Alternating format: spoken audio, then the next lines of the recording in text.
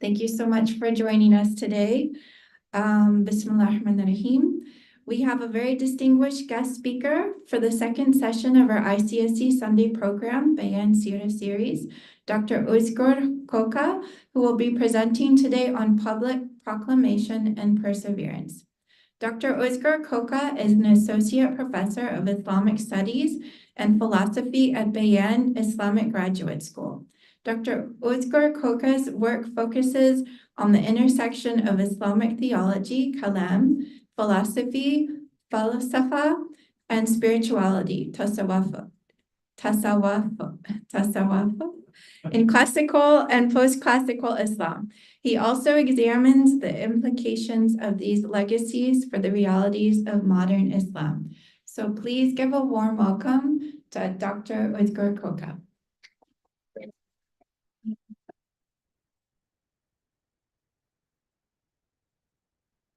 So how am I going to control the? So all you have to do is just on here.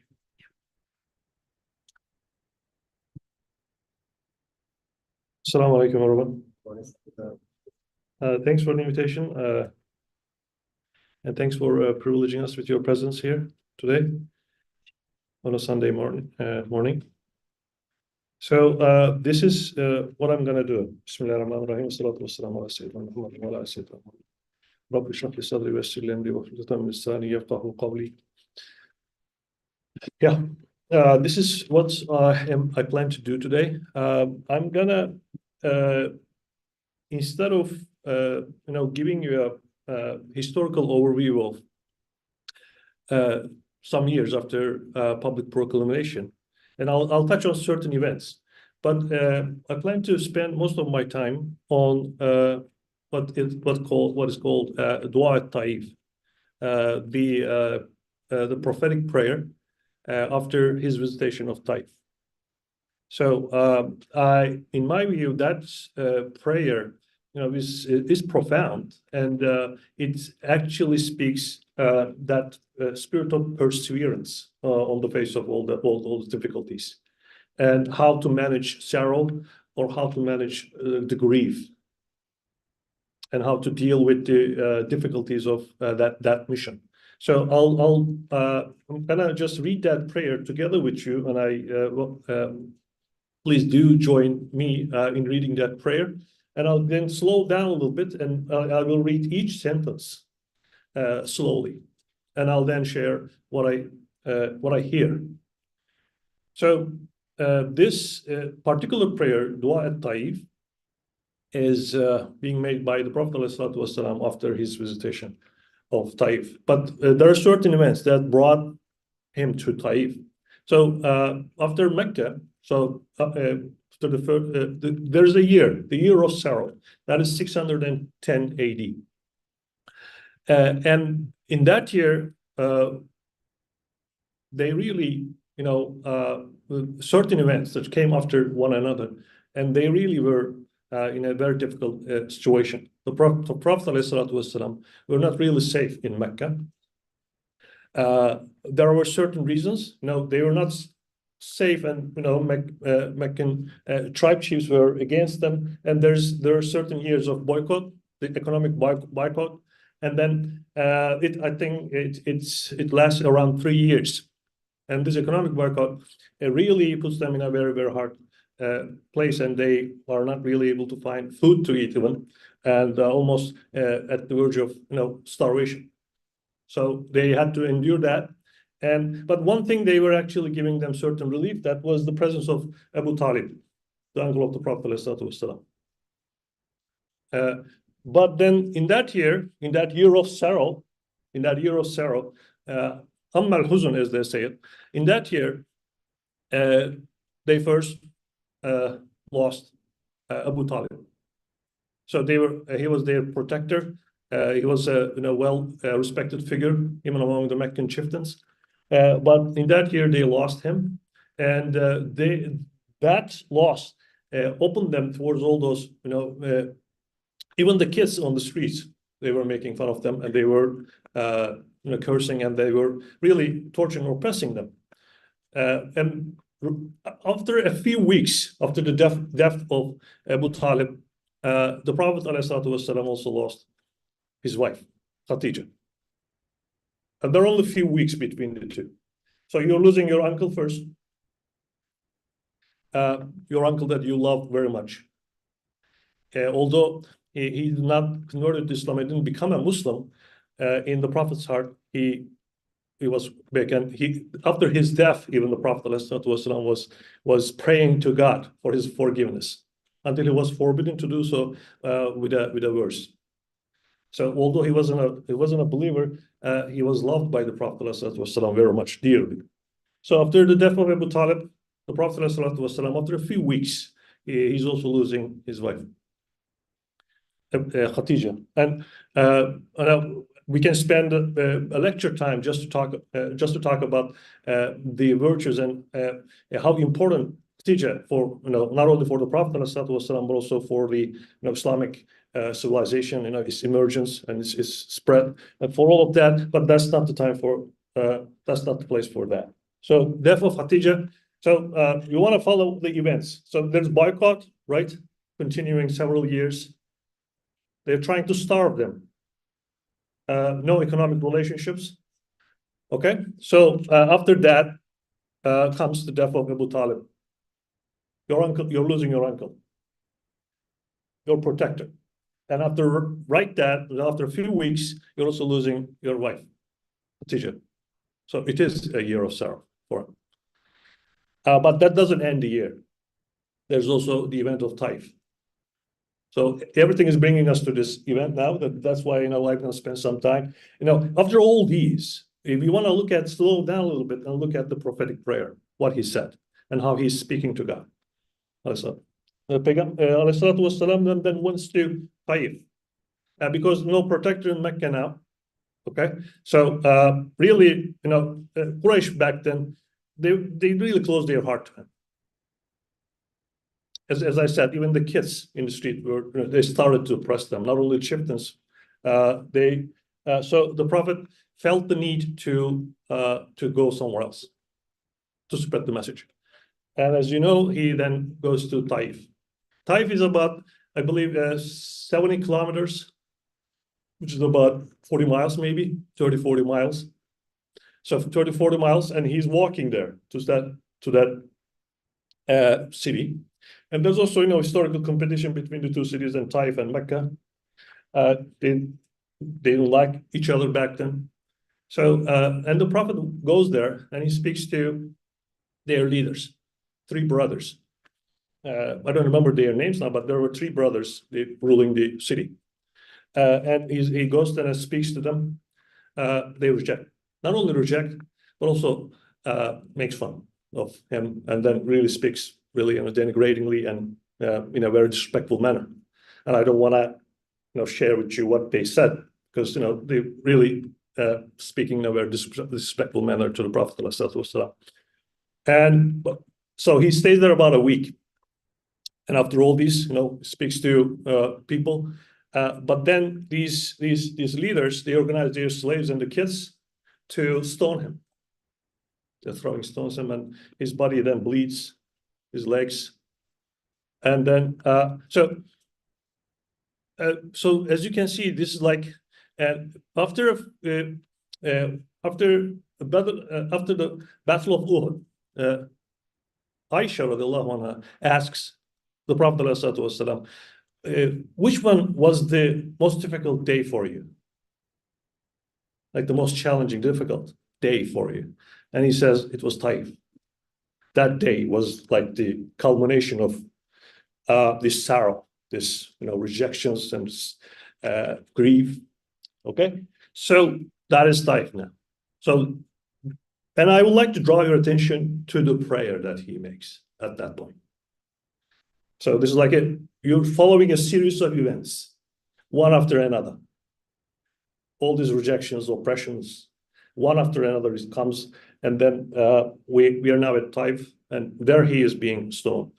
And then he moves outside of the city, and there was this, I think, grape garden. There was this walls around, and there was this quiet corner in the city, and he goes there and he starts praying. And I believe you all have that. Yeah. So this is the Arabic, and this is the English version of it. Okay, not this. Oh, this is the one. Okay. So can someone read it before I begin what I like to share with you? Can someone just read the prayer for us? Arabic, and then maybe after that, English too. Can someone read it in Arabic? Yeah, please. اللهم إليك أشكو ضعف قوتي وقلة حيلتي وهواني على الناس يا أرحم الراحمين. أنت رب المستضعفين وأنت ربي. إلى من تكلني؟ إلى بعيد يتجهمني أو إلى عدو ملكته أمري؟ إن لم يكن بك غضب علي فلا أبالي، ولكن عافيتك هي أوسع لي. أعوذ بنور وجهك الذي أشرقت به الظلمات وصلح عليه أمر الدنيا والآخرة، من أن تنزل في غضبك أو تحل في سخطك. لك العتبى حتى ترضى ولا حول ولا قوة إلا بالله. Thank you. And this is the translation. Can someone read it for us? Anybody? Please.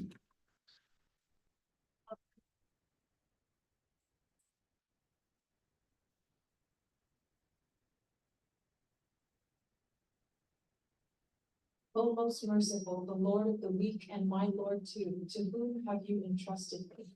To one who does not care for you? Or have you appointed my enemy as master of my affairs? So as long as you are not angry with me, I care not. Your favor is abundant for me.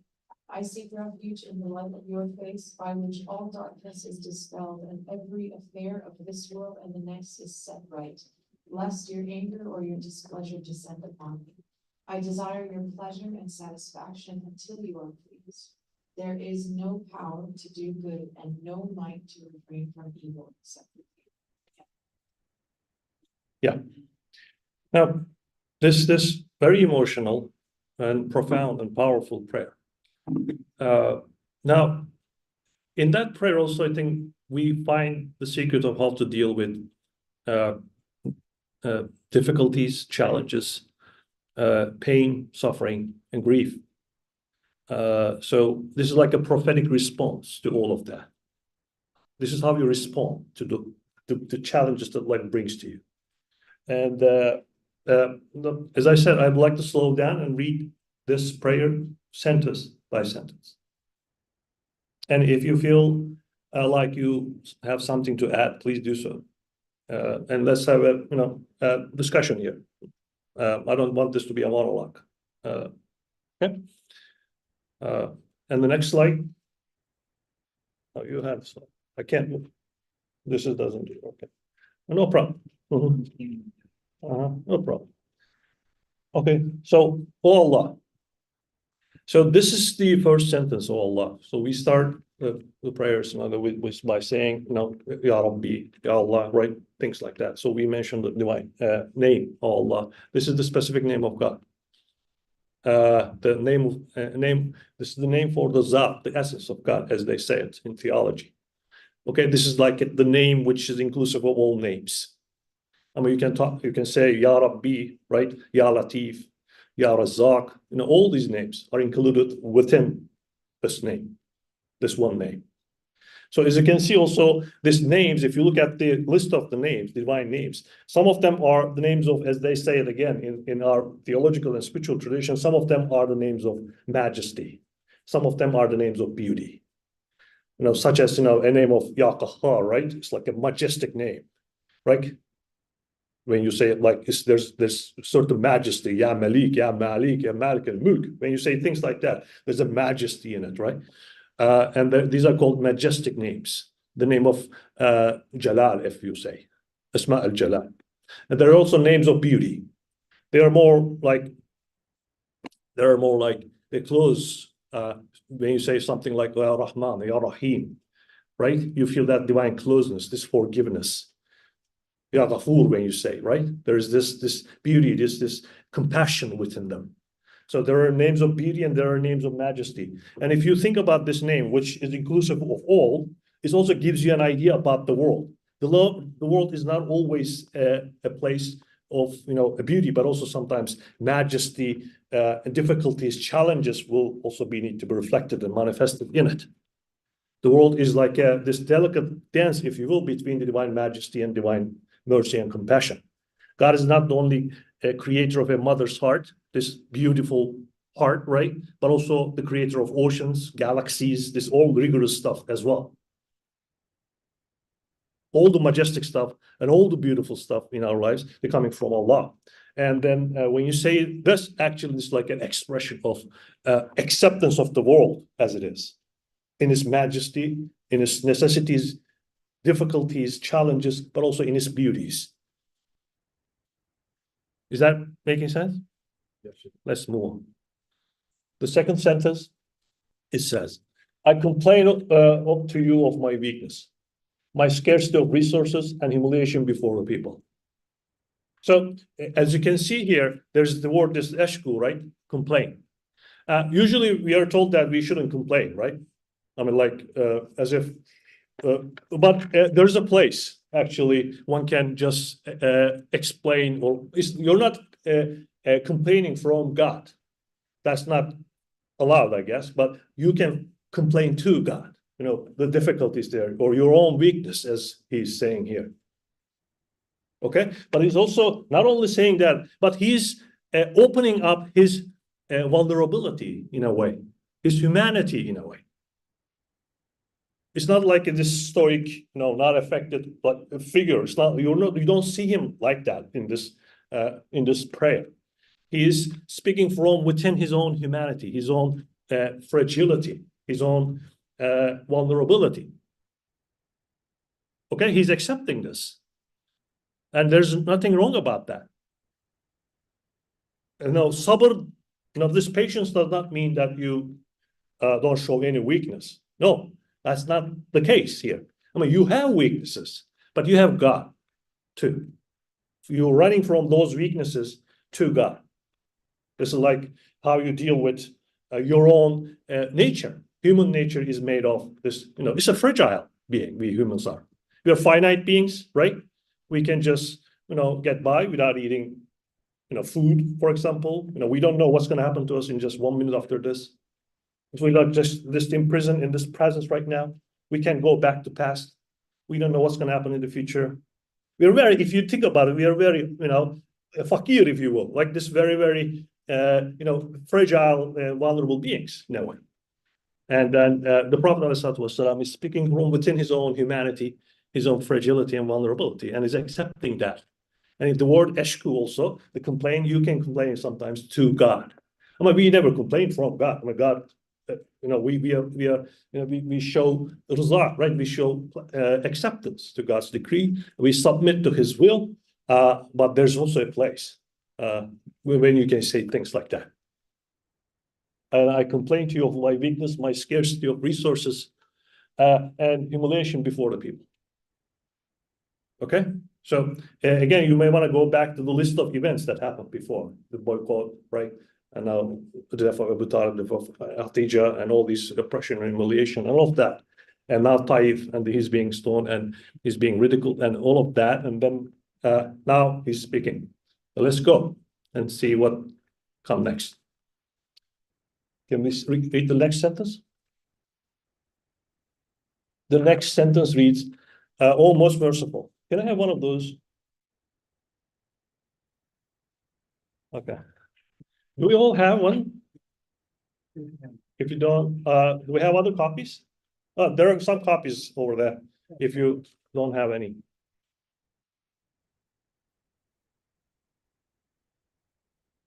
And can I have a glass of water, please?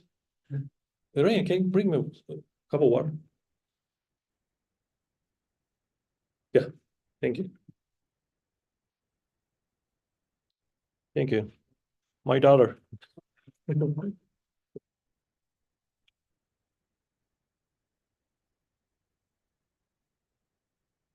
Okay. So after after speaking world within his own humanity, fragility, and vulnerability, he starts by saying, "O most merciful, Ya Arhamar Rahimin."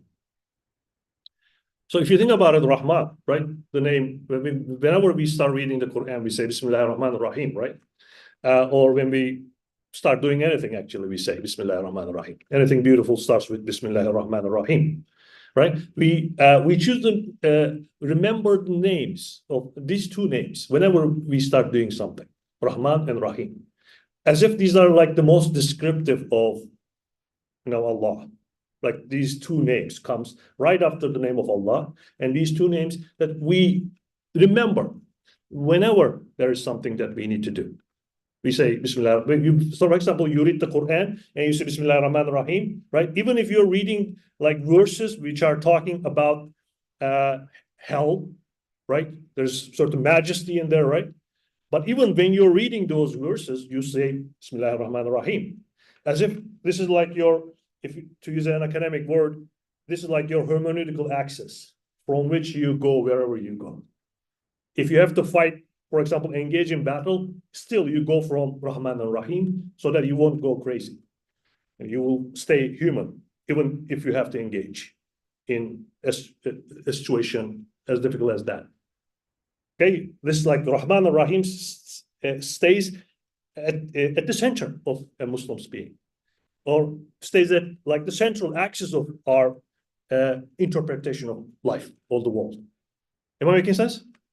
And also, they also in the exegetical tradition, we also see a distinction between Rahman and Rahim. Rahman, they say, is like this name which is universal, which encompasses all. As the Quran says, Rahmati wasiyat kulla shay'in, where my mercy encompasses everything. Everything. This mercy, this Rahmah, that encompasses everything. Believer, non-believer, animate, inanimate. Men, plants, or animals. God gives existence to them and keeps them in existence. When it rains, it doesn't only rain certain believers, right? Or they only believe it, but everything benefits from it. From the air, everything benefits. There's really no distinguishing there. It's given like universally. Am I making sense? So that's like Rahmah. That's like comprehensive, all-encompassing quality. But there's also Rahim. In the exegetical tradition, they make the distinction. Rahim, there's such certain reciprocity in Rahim.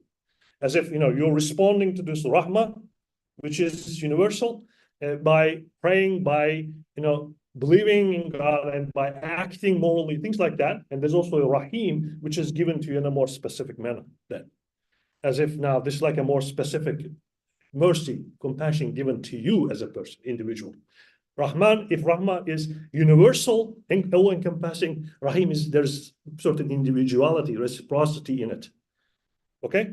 Therefore, you're not a number before God. When God it's like not sees each one of you as if this Rahmah, this compassion comes to each one of you also specifically. So you're special.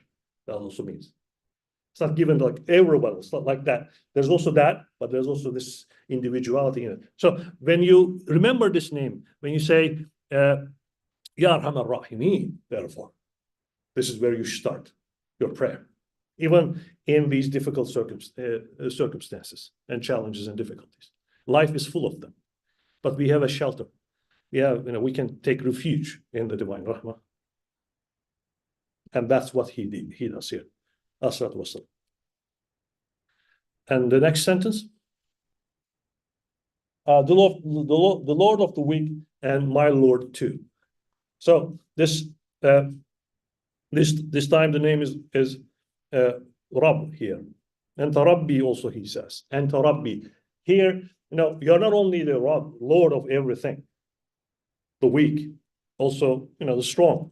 But you're not only the Lord of everything, but also my Lord too. Can you see this personal tone here? As if like now you and me, Anta Rabbi. Can you sense that? You're not only saying Rabbul Alameen. We say that too, right? When you read Alhamdulillah Rabbil Alameen, we say, right? Like God, Lord of all worlds.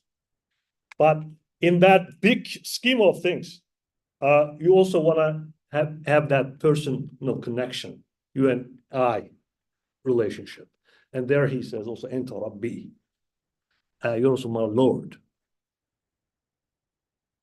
As if you're taking this refuge, this, from all that difficulty, and you're resting in the dua, if you will, in Allah. Is that making sense so far? Yeah. So as now he doesn't have an uncle anymore, and he's lost Khadija, who he could turn to, Mhm. like Inti, Mhm. speak to them. Now the only person you can really turn to, or the only one just that he could turn to, is Allah Ta'ala. Yeah. Was a complete collective with that loss. Yeah. There's just some aspect of that now he's lost everything that he could rely on. As if, His yeah, material right. world. There's nothing material you can rely on anymore. Yeah. You can only rely on the one who supports all the material. Precise. I think that's also what's happening here. And there's really no intermediation, right? There's this direct Anta Rabbi, and then you go on. So first he said, Ya Arhamar Rahimin, Anta Rabbi, right? You can see this on the one hand, the acceptance of human vulnerability, human fragility, right? But on the other hand, you're now resting in the divine. And let's go on and let's see what else he says.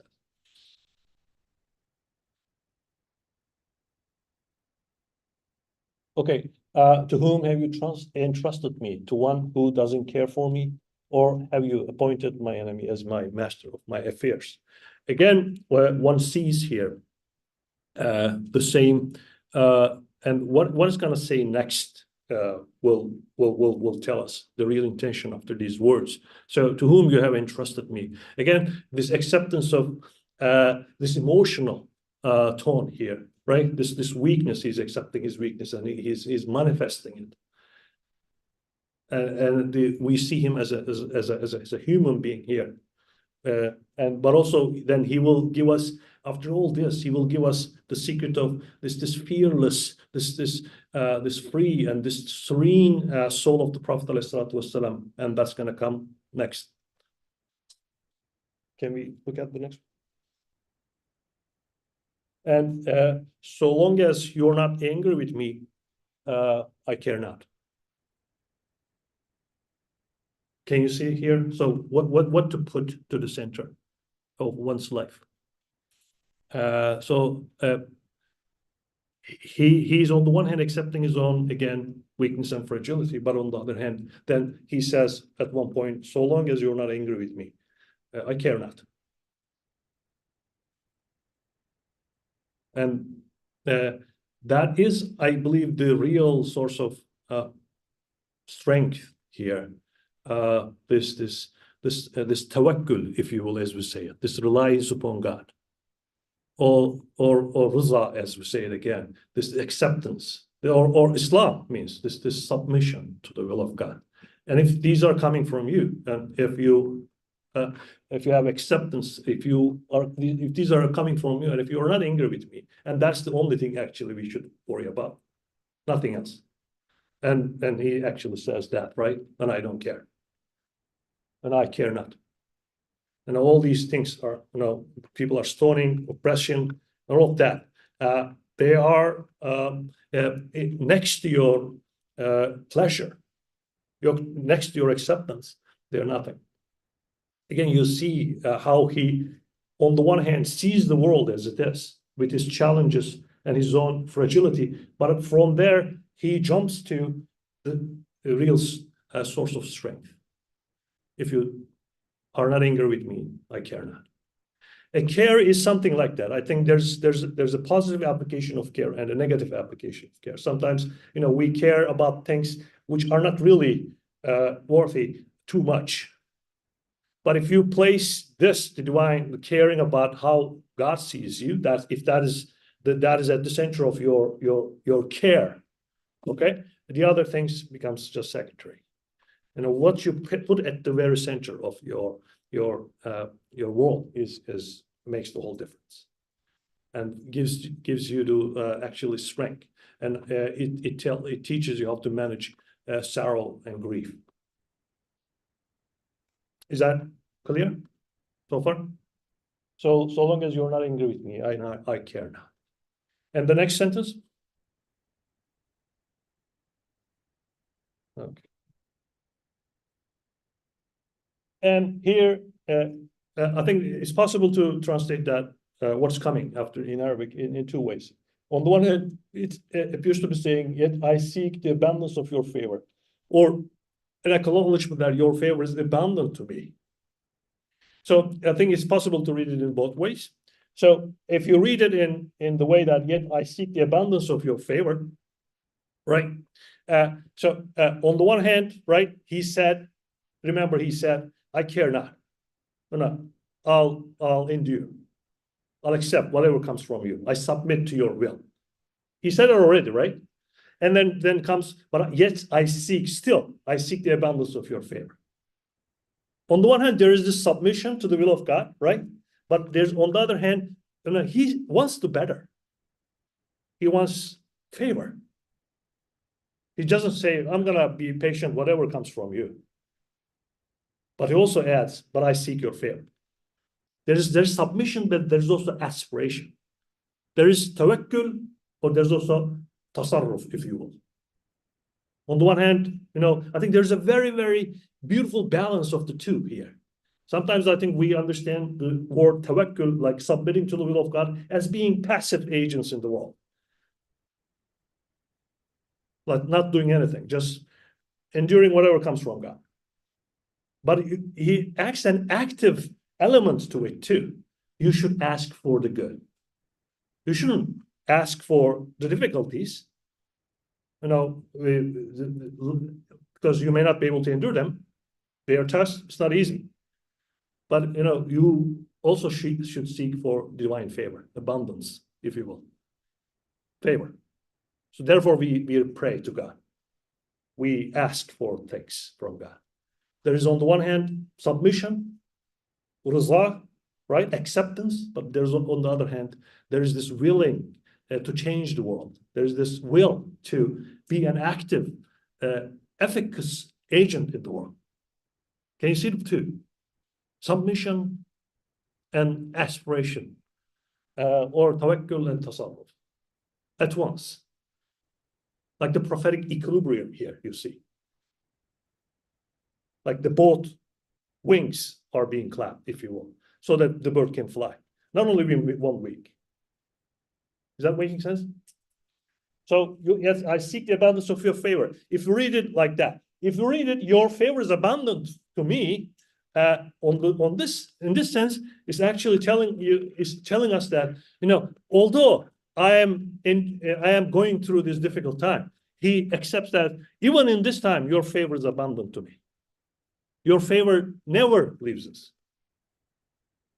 But what I mean is, look at us right now, right? We are in the same room and we are having this discussion, right?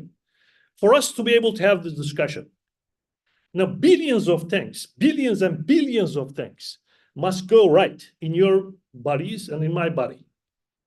It's like, I just drove from Redlands, right? All these, I came here, like billions of things happened in my body and in the world back, like in the molecular level, particle level, atomic level, right? All these levels, billions of things happened.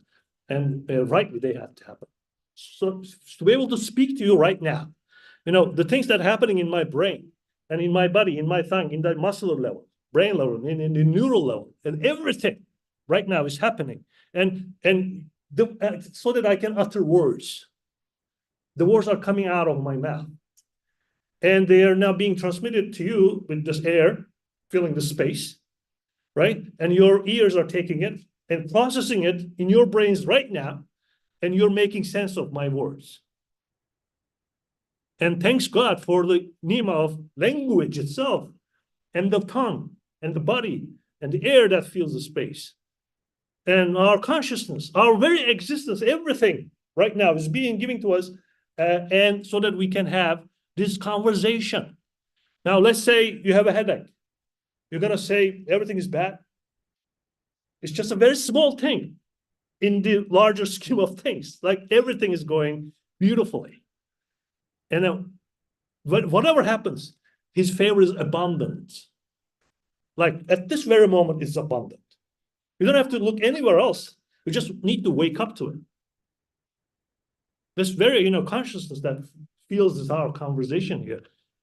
You just need to wake up to it, and then everything is. You're already in an ocean of mercy and compassion and abundant. It's that His favor is abundant already. You're always on the, to use an economic term, like you're always on the profit side, if you will. I mean, you may not have existed, for example, right? Here you are.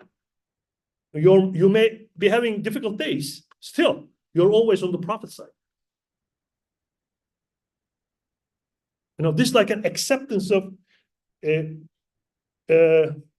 this mind-blowing presence of divine favor. Although sometimes we may be forgetful of it. We are already in an ocean of compassion. As if those bubbles, like in an ocean, they may not be aware of it, right? But they're already you just sometimes need to pop that bubbles, and we'll see that ocean is already surrounding you. Whatever happens, I mean. For example, you can see that in the prophetic prayers, he's kind of seeking times to say Alhamdulillah, right? Always like we say Alhamdulillah. So when he wakes up, for example, there are prayers like Allahumma anta salam wa minka salam. So you're waking up, there's a new day, right? And the sun is coming out, right? And you say Allahumma anta salam, you're the peace. And from you comes peace. Right? As if it fills your heart with this peace, and this serene feeling that fills your heart. Then you're already happy when you see that, when you see things like that. And this hamd way, this way of seeing the world through hamd, right? Through saying alhamdulillah, right? If you do that, and if you really know the moments that you can appreciate, then you can actually see our lives are already filled with abundant favor. That's probably why we fast, actually, right? You stay away from food and drink for a couple of, for 10, 15 hours, right? We stay away from food and drink. And at that moment, this bottle of water is not just a mundane, banal thing, right? I mean, it looks even different, right? Towards the end of the day. I mean, you know what I'm talking about, right? I mean, when it's on the table and you're waiting that sun will set and you break your fast, right? And at that moment, this even looks different, right? Things that we take for granted.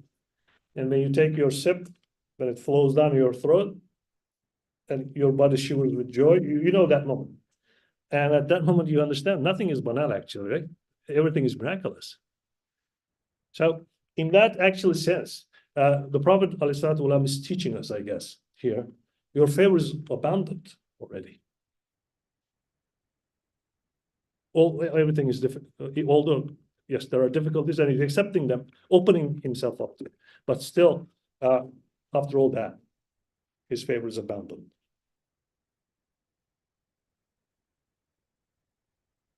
Next. Yeah, thanks God for. Yeah, and then the next sentence reads, I take refuge in the light of your thy countenance, thy face, wedge, by which the darkness is illumined, and which this world and the other depend. Lest thy anger descend upon me, or thy wrath light upon me. So I take refuge in the light of your the countenance of your face. And in Arabic it says, so this nuri wajh. Okay, the divine, and if you read the Quran, for example, you will read verses like Allahu nuru samawati wal ard, right? It is God. God is the light of the heavens and the earth. So, as if in the divine light, everything that's happening in this world can be interpreted in a beautiful way. For example, some things like death, right? Death appears to be the ultimate challenge, right? It may appear as but in the divine light, if you, for a true believer, I think we can say this, safely, right? For a true believer, death also is going back to the beloved. It's not like a dark event in a way. There's certain beauty in it too. You're making peace with death in a way, right? So in light of the Nurullah, right? In light of the divine light, things appear in their true nature. Things appear in their true nature. I mean, this cup of water, again, let's go back to this water. This cup of water in the divine light, you can just drink it. There are two ways of drinking this. I mean, you can just drink it, as many people do, without thinking anything, contemplating. But we Muslims, when we have the custom, like we have we turn this into a ritual in a way, right? We say Bismillah in the beginning, right? The Prophet used to drink this in 3 sips, right? He was used to drink this in 3 sips. And at the end, there's also Alhamdulillah coming, right? Now, this is a mundane act that you can do in 2 ways. You can just drink it, or you can drink it in light of in the divine light, if you will. And in the second way, actually, if you know how to drink this in like with Bismillah, Alhamdulillah, and all of that, this actually will taste better in a way. This is like, getting a present from someone. Say you have a carpet made by your mother, and I had one of those, like a carpet made by my mother, and then we used to have that in our home. So it's not just an ordinary carpet for me now.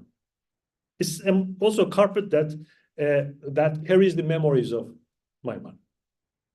It's not a carpet that I can just buy from a Home Depot or Lowe's. Okay, that is a carpet too, but that's not just a carpet. No one can convince me that. It's just also, my mother's hands touched that, right? So you see not only the carpet, but also the maker. And it adds certain beauty to it, isn't it?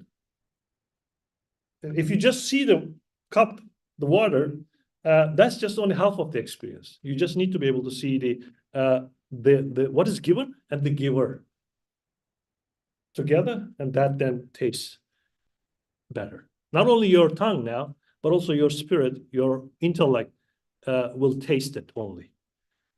Also, your spirit will taste it too. Your intellect will taste it too. Not only your tongue. And if you see the world as a gift, right? Your family as a gift, your husband, your spouse as a gift, and then things changes like that. So the divine, if you see things in light of God, in light of Allah, or Nurullah, Allah Nur Samawat wal Ard, right? Then things will appear in their true majesty and beauty. And then he teaches us that. If I take refuge in the light of thy countenance, by which the darkness is illumined. There's no darkness really, all darkness. The darkness, and I believe the Arabic here says, it's going to be his zulumat. Yeah, the all zulumat actually, all darkness. There's no darkness that cannot be illuminated by the divine light. So there's always hope. There's always beauty. The world is not a dark place. That's not how we see the world. The world is pure light, in which there may be certain, dark places, if you will, but the essence of the world is beautiful, is beauty and the goodness. So in the darkness is illumined, and on which the world and the other depend, not only in this world, but also the other. Okay, when you see things in that light. Unless thy anger descend upon me, or thy wrath light on me. Let me finish. I think we are running out of time. And the next sentence says, I desire your pleasure and satisfaction until you're pleased. So the word used here, the key word is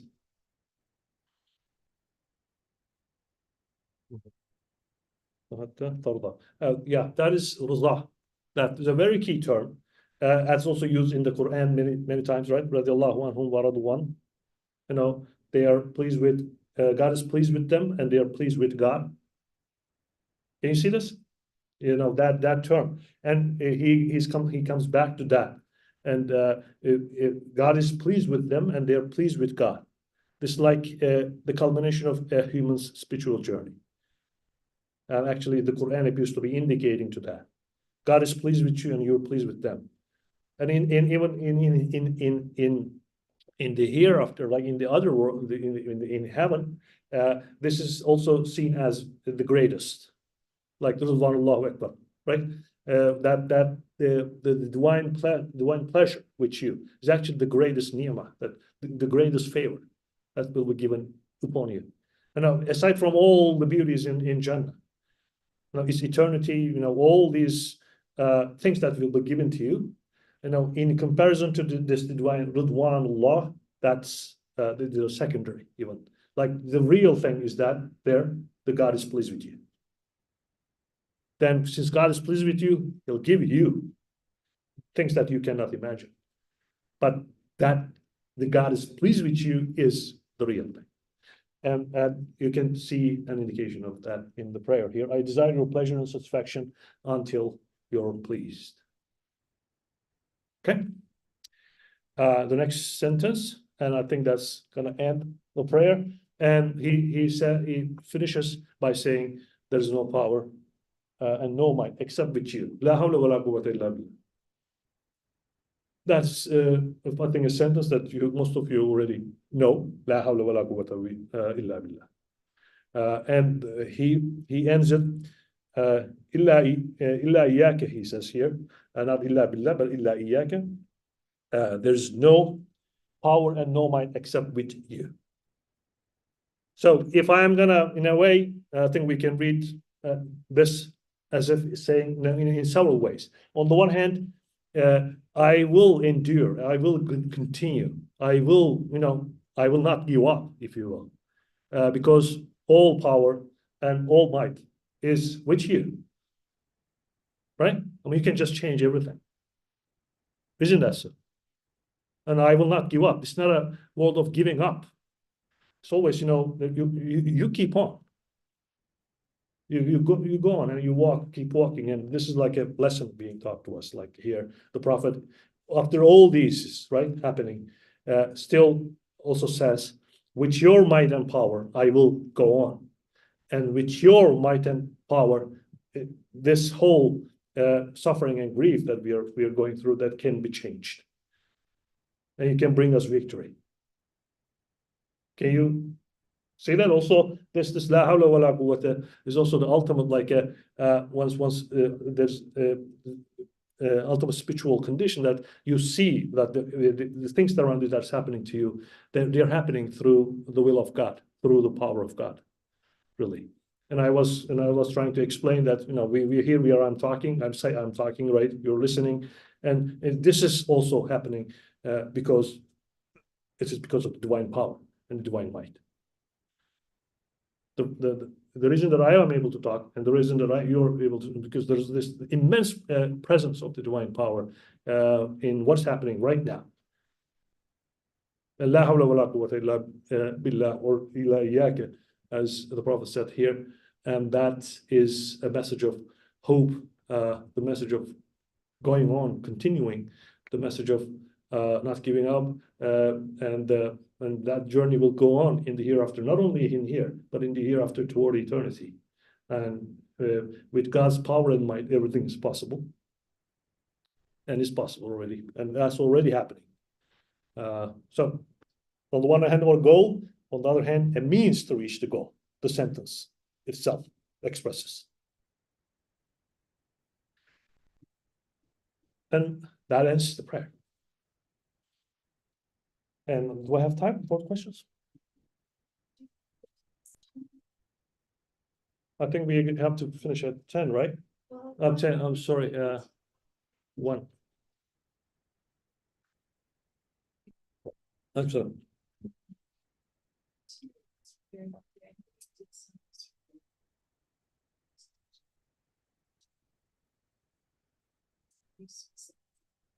Led to the boycott during the years.